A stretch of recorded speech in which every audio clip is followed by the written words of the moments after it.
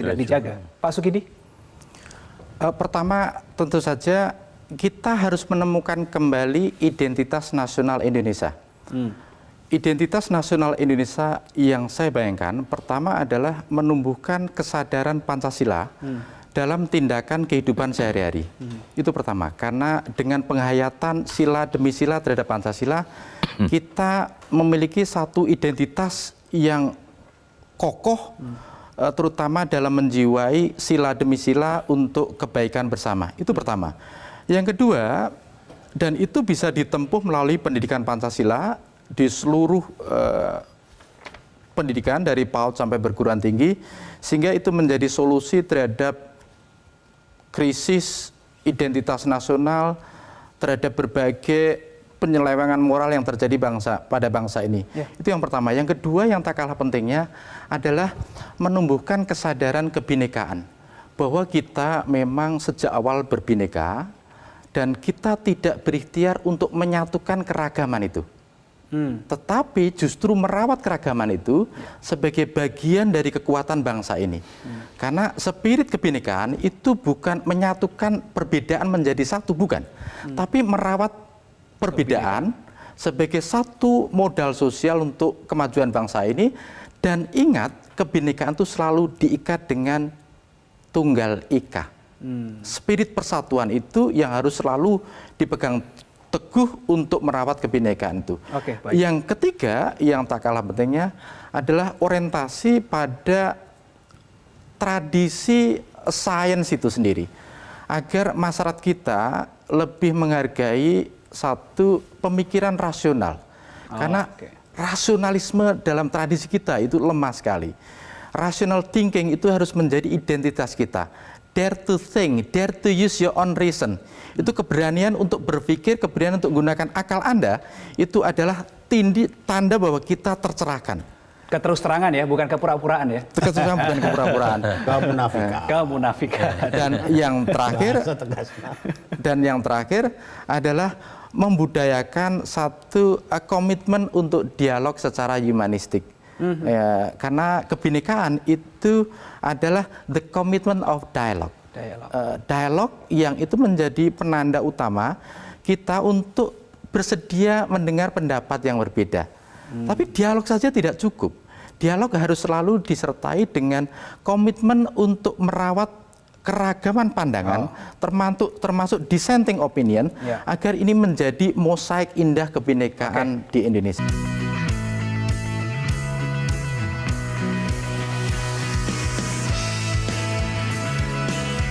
Gerakan Suluh Kebangsaan menapaki kota Surabaya sebagai bagian dari upaya untuk merawat nilai-nilai kebangsaan Indonesia. Sejumlah tokoh bangsa, pemuka agama, tokoh masyarakat lokal, akademisi, serta budayawan hadir untuk berdiskusi bersama mencari cara bagi persoalan-persoalan yang bisa merusak persatuan dan kesatuan bangsa. Hadir sebagai pembicara adalah istri Presiden Republik Indonesia keempat Abdurrahman Wahid, yaitu Ibu Sinta Nuriyah. Juga Profesor Mahfud MD sebagai Founding Father Gerakan Suluh Kebangsaan, serta akademisi Profesor Kacung Marijan, Guru Besar Universitas Erlangga. Profesor Syamsul Arifin, Rektor Universitas Muhammadiyah Malang, Profesor Abd A'la, Rektor Universitas Negeri Sunan Ampel. Tema yang diangkat dalam sarasehan para tokoh yang dianggap sebagai penerang, penyuluh yang mampu menebarkan kebaikan pada masyarakat luas ini adalah mempersoalkan politik identitas. Kita bangsa Indonesia itu terdiri dari berbagai kelompok.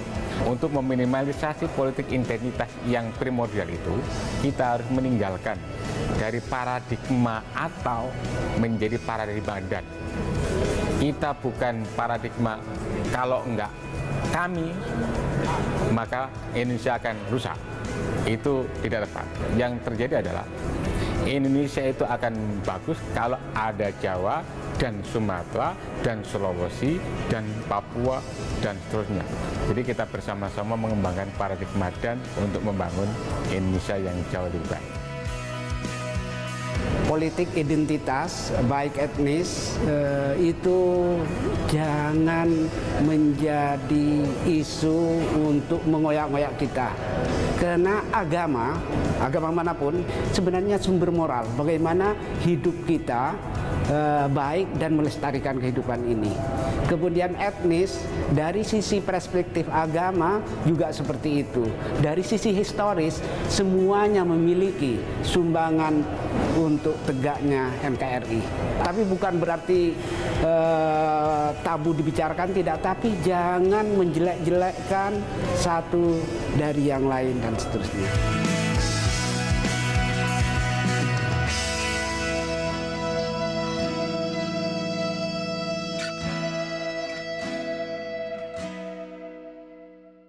Keberagaman identitas ini menjadi keniscayaan, bahkan anugerah bagi bangsa Indonesia.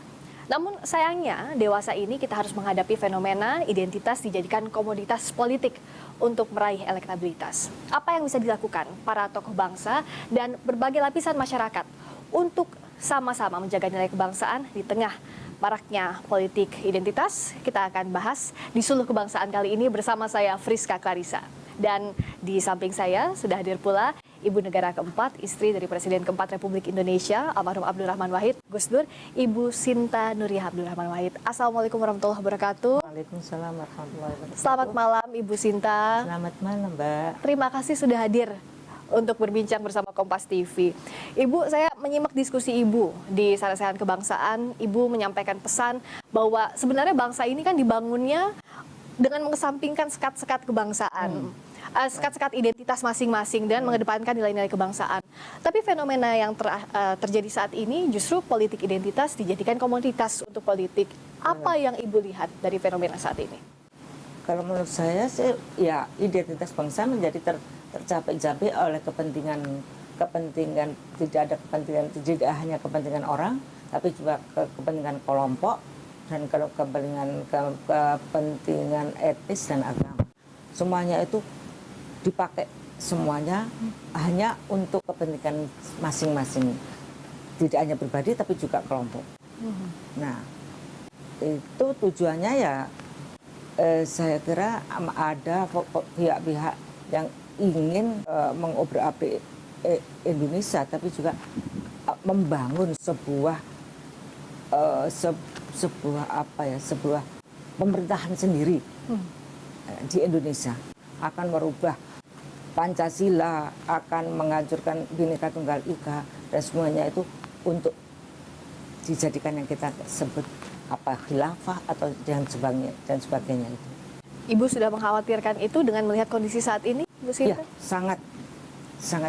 Saya sangat khawatir sekali. Apalagi yang menjadi sasaran untuk melaksanakan itu adalah tokoh-tokoh muda. Ya, kaum milenial inilah yang akan dijadikan sebagai bidak-bidak untuk melakukan semuanya itu. Yang memberikan contoh harusnya kan dari tingkat elit dulu. Kalau kita lihat jelang Pilpres ini, para kandidat sebelumnya sudah sowan ke Ibu Sinta. Saya mau tanya dulu, apa saja sebenarnya yang diperbincangkan saat itu sampai Ibu memberikan pesan agar jangan menggunakan politik SARA dalam kontestasi Pilpres ini?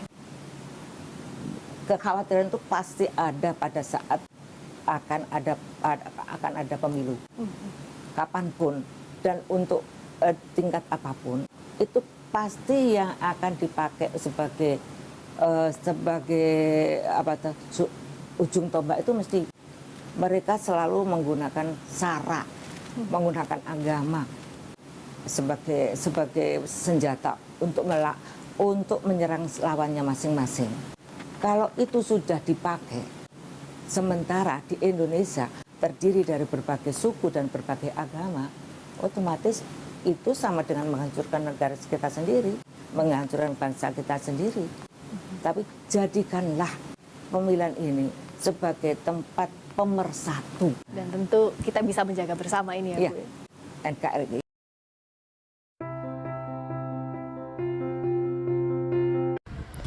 Pernahkah kita merenungkan pertanyaan, apalah arti sebuah nama dalam konteks berbangsa? Nama atau identitas justru bukan sekedar label. Ia adalah jiwa, nilai, dan semangat yang mempersatukan kita sebagai Indonesia. Tanpa identitas, bangsa kehilangan arah. Dan tanpa nasionalisme, kita hanyalah individu tanpa ikatan. Di era globalisasi, tantangan terhadap identitas nasional semakin nyata. Mulai dari pudarnya nilai kebersamaan hingga ancaman disintegritasi. Lalu, bagaimana kita memaknai identitas nasional dan apa peran kita dalam menjaganya? Sebelum itu, kita akan mengenal dan mengartikan apa itu identitas nasional. Dalam analogi yang sederhana, identitas nasional seperti soul, yaitu sebuah bangsa. Jika tubuh adalah wilayah dan rakyat, maka identitas adalah jiwa yang membuat kita berbeda dari bangsa lain. Dan ada juga definisi dari identitas nasional ini, yang berupa identitas, yaitu ciri khas, kepribadian, atau tanda yang melekat pada suatu bangsa. Contohnya, budaya, bahasa, simbol negara. Dan nasional, yaitu bersifat kolektif, yang dimana bersama oleh seluruh rakyat. Yang kedua yaitu fungsi, yang dimana identitas nasional dapat fungsi yaitu sebagai pembeda, yaitu membedakan Indonesia dengan negara lain. Contohnya Pancasila versus liberalisme Barat. Dan yang kedua yaitu pemersatu, sebagai menyatukan keragaman suku dan agama di Indonesia. Contohnya pada Sumpah Pemuda tahun 1928. Yang kedua yaitu sebagai identitas nasional Indonesia, yang dimana A sebagai dasar identitas, yaitu Indonesia memiliki identitas nasionalnya, yaitu terdiri dari 3, yang dimana yaitu dengan Pancasila, dengan nilai ketuhanan hingga keadilan sosial sebagai fondasi. Dan yang kedua yaitu Bhinneka Tunggal Ika, yang dimana bukti bahwa perbedaan jika bisa menjadi kekuatan. Yang ketiga yaitu UUD 1945, yaitu kerangka hukum yang memayungi kebinekaan. Simbol fisik dan spiritual oleh identitas nasional Indonesia, yang dimana simbol fisik ini terdiri dari bendera, lagu kebangsaan, dan bahasa, yang dimana bahasa yang digunakan pastinya yaitu bahasa Indonesia. Yang kedua yaitu nilai spiritual. Dalam konteks identitas nasional di Indonesia yaitu nilai spiritualnya yaitu seperti gotong royong dan bertoleransi antar agama. Yang ketiga yaitu tantangan dan ancaman, yang dimana contoh ancaman yang terjadi seperti disintegrasi, yang dimana munculnya konflik SARA, atau contohnya pada kasus Ambon pada tahun 1999, dan yaitu pada contohnya di kasus pada perperangan antara suku Madura dengan suku Dayak. Yang ketiga yaitu pada ancaman globalisasi, yang dimana ancamannya yaitu berupa budaya-budaya asing. Contohnya yaitu lunturnya penggunaan bahasa-bahasa daerah di daerah tersebut. Ancaman yang ketiga yaitu ultranasionalisme. Pada ultranasionalisme ini, contohnya yaitu seperti bahaya fanatisme yang sempit. Contohnya perperangan antara Nazi Jerman dengan nasionalisme Indonesia yang inklusif. Pada ancaman tersebut pasti adanya solusi, yang dimana solusi tersebut yaitu revitalisasi Pancasila. Contohnya yaitu pendidikan karakter di sekolah kita. Dan yang kedua yaitu kampanye di media sosial dengan hashtag Indonesia Bhinneka. Yang kedua yaitu solusinya adalah kebijakan pemerintah, yang dimana untuk kebijakan pemerintah ini dengan contoh yaitu penguatan undang-undang tentang kebudayaan. Yang keempat yaitu integrasi nasional. Konsep dari integrasi yaitu didefinisikan sebagai proses untuk menyatukan puzzle-puzzle atau penyusunan dalam perbedaan menjadi satu yang utuh. Yaitu satu yang utuhnya itu yang pasti adalah Indonesia. Jenis integrasi yaitu terbagi 2, yang dimana dengan seperti vertikal, yaitu pemerintah dengan rakyat. Dan yang kedua yaitu horizontal, yaitu antar masyarakat.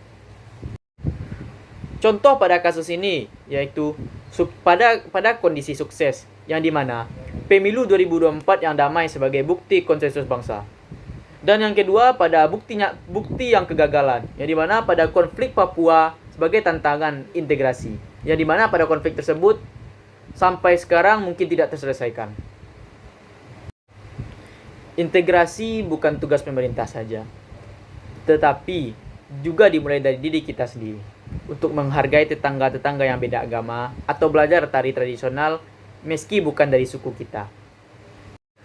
Baik, untuk kesimpulannya yaitu identitas nasional adalah jiwa bangsa, tanpanya kita kehilangan arah dan jati diri. Yang kedua yaitu Pancasila dan Bhinneka Tunggal Ika adalah fondasi yang mempersatukan keragaman Indonesia. Dan yang ketiga yaitu ancaman disintegrasi dan globalisasi harus dijawab dan revitalisasi nilai-nilai kebangsaan. Untuk analog penutup pada ini yaitu seperti rumah, identitas nasional adalah pondasi. Jika pondasi yang kuat, badai globalisasi atau ancaman apapun tak akan mudah diruntuhkan oleh bangsa-bangsa lain. Lalu, apa yang kita bisa lakukan? Banyak hal yang sangat bisa kita lakukan dalam menjaga identitas nasional ini. Yang pertama yaitu pelajari budaya-budaya daerah sendiri. Yang kedua, hormati simbol-simbol negara. Contohnya, berdiri saat lagu kebangsaan. Dan yang ketiga, sebarkan nilai toleransi di media sosial. Saya ucapkan terima kasih atas perhatiannya. Semoga kita dapat menjaga identitas nasional dalam kesemuanya. Maka dari itu, jika ada kata-kata saya yang salah, mohon dimaafkan. Maka saya akhiri, Assalamualaikum warahmatullahi wabarakatuh. Dirgahayu Indonesia, merdeka!